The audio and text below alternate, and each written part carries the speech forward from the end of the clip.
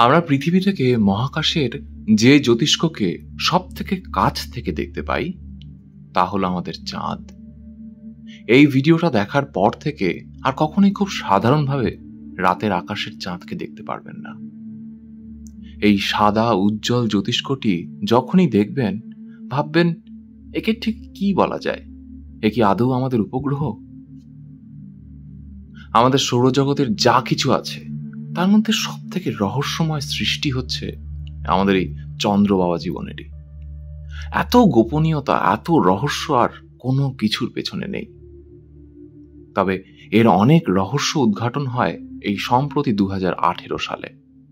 ভাবতে পারেন, সৃষ্টির প্রথম দিকে যখন পৃথিবী উত্তপ্ত, তখন পৃথিবীর একটি যমজ বোন ছিল, যা আকারে প্রায় মঙ্গলের মতন। সৌরজগতে আর কোনো গ্রহের এমন যমজ গ্রহ ছিল না বা নেইও। থিয়া নামক ওই যমজ গ্রহটি পৃথিবীর কাছাকাছি ঘুরত। হঠাৎ একবার দুটি গ্রহ খুব কাছাকাছি চলে আসার ফলে একে অপরের সাথে সংঘর্ষ হয়, যার ফলে পৃথিবীর অনেকটা অংশ ছিটকে পৃথিবীর বাইরে চলে যায়। উত্তপ্ত কমলা লাভা মহা আকাশে পৃথিবীর চারদিকে ছোট বড় টুকরো টুকরো হওয়া গ্রহটির সাথে লিপ্ত হয়ে জমাট বাঁধতে থাকে। ঘটনাটা ঘটতে সময় লাগে মাত্র কয়েকটা ঘন্টা।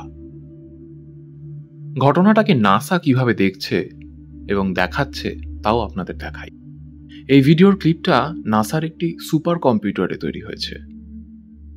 দেখুন কিভাবে মঙ্গলের মতো দেখতে গ্রহটি পৃথিবীর দিকে এগিয়ে আসছে এবং কাছে আসতেই পৃথিবীর মাধ্যাকর্ষণ শক্তির প্রভাবে গ্রহটা কিছুটা ডিম্বাকৃতির হওয়ার পর পৃথিবীর সাথে সংঘর্ষ হওয়াতে একেবারে জল ভরা বেলুনের মতো ফেটে যায়।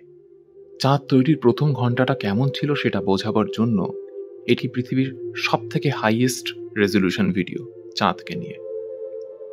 এই সংঘর্ষের ফলে দুটো ছোট বড় তাল তৈরি হয়। দুটি তালের মধ্যে ছোট তালটি চাঁদে পরিণত হয় এবং বড়টি পৃথিবীর সাথে মিশে যায়।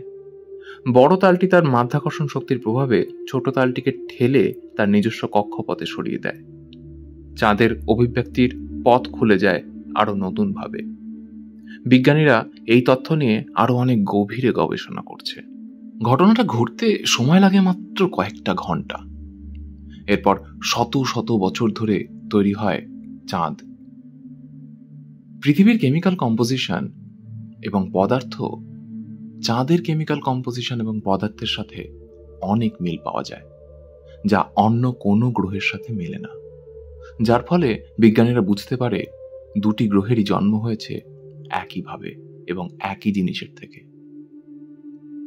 এর থেকে মনে এই প্রশ্ন আসতেই পারে, তবে পৃথিবীতে তো এত জল, সমুদ্র, হিমবাহ, বরফ এবং বাষ্পায়িত বায়ুমণ্ডল অবধি আছে, যার ফলে প্রাণের সৃষ্টি হয়েছে।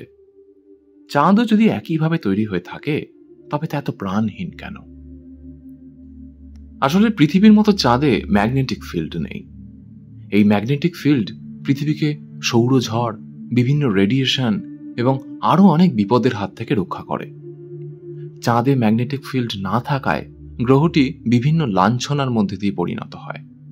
পৃথিবীর মতন চাঁদের গলিত লাভা যখন শুকিয়ে ক্রাস্ট হয়ে যাচ্ছিল, তখন জল বাষ্পায়িত হয়ে মহাকাশে মিলিয়ে যায় এবং চাঁদ শুকিয়ে আকারে অনেকটা ছোট হয়ে যায়। পৃথিবীতে যে প্রাণ আছে এবং তা সুরক্ষিত আছে, তার জন্য কিন্তু চাঁদের অনেকটাই কৃতিত্ব আছে। পৃথিবীতে বিভিন্ন গ্রহাণুপুঞ্জ এসে আছড়ে পড়েছে, তার ফলে যেমন ক্রেটার তৈরি হয়েছে, তেমনি চাঁদে অসংখ্য গ্রহাণুপুঞ্জ অর্থাৎ মহাকাশের পাথর এবং পাথর বৃষ্টির ফলে চাঁদের গায়ে এত বড় বড় বৃত্তাকার গর্ত। এই প্রত্যেকটি গর্ত এক একটি গ্রহাণুপুঞ্জের সংঘর্ষের ফল। এখন থেকে যখনই চাঁদের দিকে তাকাবেন, তার এক একটি গর্তের আকার এবং আকৃতি দেখে লক্ষ্য করবেন আর বোঝার চেষ্টা করবেন কত বড় বিস্ফোরণই না ঘটেছিল সেখানে। আমরা সবাই জানি চাঁদের মাধ্যাকর্ষণ শক্তির প্রভাবে পৃথিবীর সমস্ত জলরাশি প্রভাবিত হয় এবং জোয়ার ভাটার সৃষ্টি হয়। দেখুন ব্রহ্মাণ্ড সৃষ্টির আসল রহস্য এই ভিডিওতে ক্লিক করে।